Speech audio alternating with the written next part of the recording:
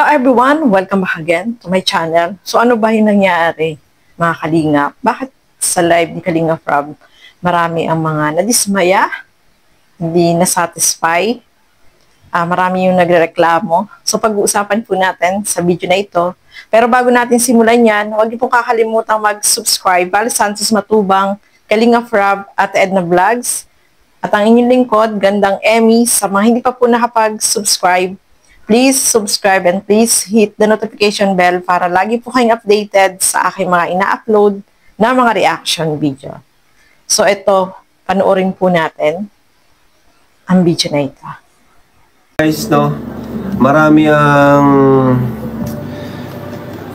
ang siguro ay nasaktan dun sa gusto ko lang muna i-congratulate ang ating mga, syempre, ang aming sarili, ako, si Jack, at syempre ang aming co-owner ng Velvet Box Company, no? And di ko na-expect na gagawin nila akong CEO doon. Kaya grabe guys, pangarap ko lang dati, napapanood ko lang dati mga ganyan, pero yun, sa humble beginning namin with corporation, yun, naging CEO tayo, di ba? So thank you po, thank you kina Tito. Yan po ay Tito ni Jack, no? Tita ni Jack. So ano naman po siya, kamag-anak po ni Jack, no? Talagang dami na rin nilang awards about sa business. Kaya yun, and thankful talaga ako sa yun, successful yung nakaraan, yung ribbon cutting. And yun, congrats sa mga ambassador. Siyempre, in-invite ko doon yung mga taong mahalaga or importante sa akin, malapit sa akin. Di naman, basta malapit sa akin, in-invite ko doon. Kasi limited lang po yung kasya doon. So, nag-invite lang ako ng mga kailangan or may mga role or mga malalapit sa akin na nga, di ba? So, yun, kung sino nandun guys, yun na yun, no? Kasi yung iba, limited nga lang, walang masyadong kasi sa sunod pa namin pinaplano yung may physical store kasi sa ngayon, hindi pa naman po masyadong kailangan yun. It's more on, more on online kami sa, sa sales, no? And yun, thank you sa mga nag-avail ng VIP card. Thank you, nag-avail ng VIP card. Yung mga pumunta, yun po yung sila po yung malaking bahagi din po sa opening ng first business namin ni Jack, no? Yan, sila Dan, yung mga pinsan ko, mga K-boys. So, medyo may mga nagtatampo kasi bakit daw di nakasama si Biancy and si Carla.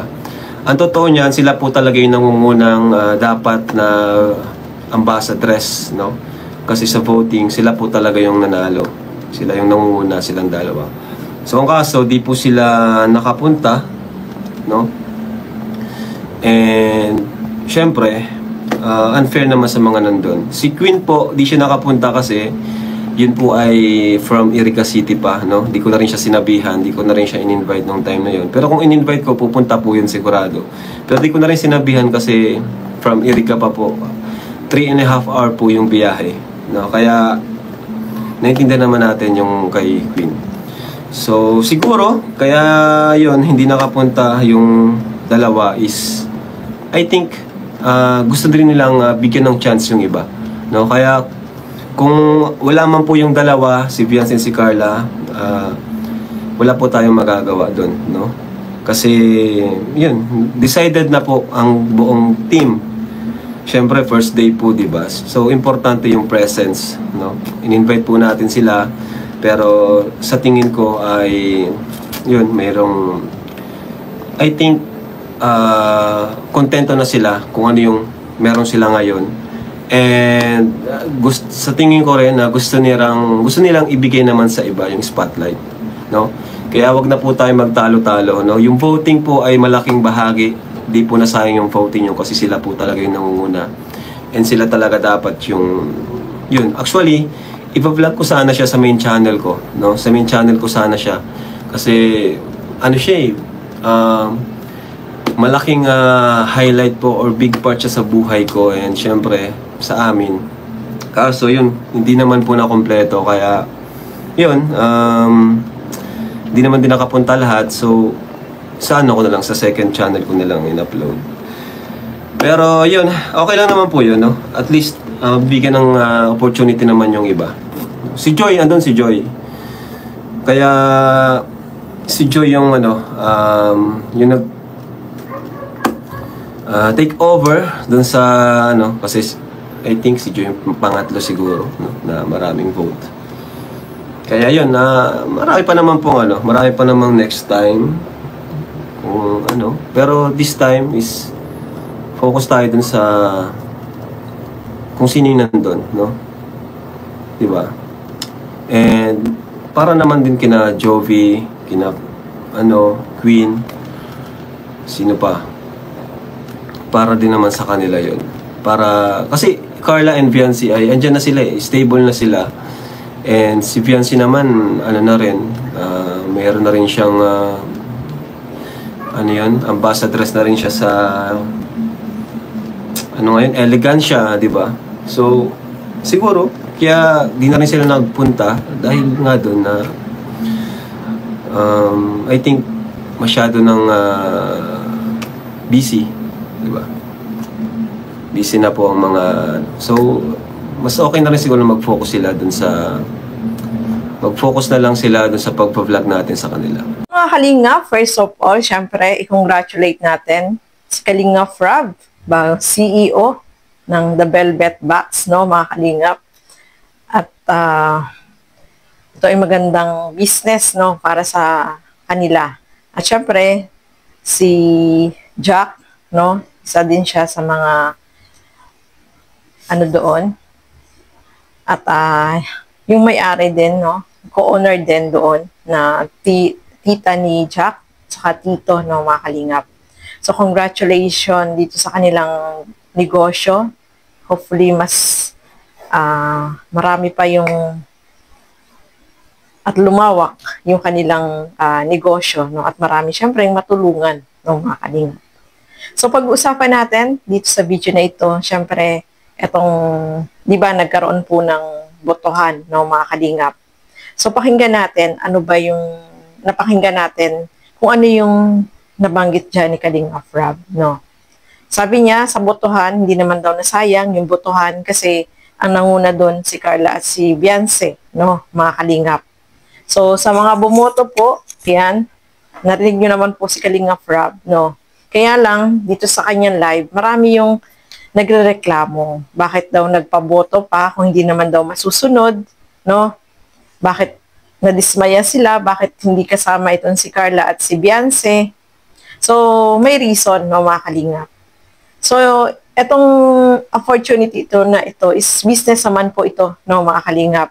So, nag-opening sila, nag-ribbon cutting dyan sa The Velvet Box na business. At, syempre, sabi nga ni Kalinga Frab, yung mga nandoon, yung kanyang priority. Although wala doon si Carla at si Beyonce, may reason naman kung bakit wala sila. So, siguro, etong pangyayari na to is magandang opportunity naman din po dun sa mga nandoon, no, na sila ay nabigyan ng break, no, para maging sila ang maging ambassadress ng The Velvet Box kasi sila po ay magiging models, no, sila yung magiging modelo ng mga jewelry, yung mga product na endorse, so sila yung endorser, no, mga Kalingap, endorser, mga models, sila yung mag-i-endorse sa mga product. So, give chance din naman sa iba, no, mga Kalingap. Marami na naman pong achievement itong si Beyonce at si Carla, mga Kalingap. So, pagkakataon naman nung iba na magkaroon din ng opportunity na ayan, makasali. At sabi nga ni Kalinga Frab, naintindihan naman niya kung hindi nakarating, pero dapat sana nandoon sila. Kaya, mas prioritize nila at saka nung isang co-owner nila na yung nandoon na lang ang kuhain ng mga Kalingap. So marami nga po yung nasaktan dyan, marami yung nagreklamo bakit hindi napasama yung dalawa, kasi nga po wala sila doon Pero may reason naman kung bakit wala. So, siguro, talagang yun ang anong tawag doon? Yun yung pagkakataon na yun ay para mabigyan din ng pagkakataon naman yung iba, no? Kasi marami naman pong opportunity na nakuha itong dalawa. So, pagkakataon naman nung mga nandoon na sila naman yung mapasali, no, mga kalingap. So, sana maintindihan po natin, negosyo po ito nila Kalingap Rob at saka nung isa pang co-owner, no? Negosyo nila to. So, kung ganun man yung nangyari is, wag na tayong magreklamo, no, mga kalingap. Kasi sila naman po yung magdi-decide dyan. At yung ribbon cutting po kasi is, kung sino yung nandoon, yun na lang yung binigyan nila ng opportunity, no, mga kalingap. Kaya siguro, naisip nila na dapat nandoon, presence, dapat kapag ribbon cutting. Kasi isang beses lang naman po mangyayari yun, no, mga kalingap. So, yung opportunity na yun ay napunta doon sa mga nandoon, mga kalingap. Kaya sana maintindihan natin na ito naman po ay negosyo. Meron namang love team, itong EDSI, at meron love team ang Jomcar, no, mga kalingap. Although nandoon din ng si Kalingap Edo at saka si Jomar.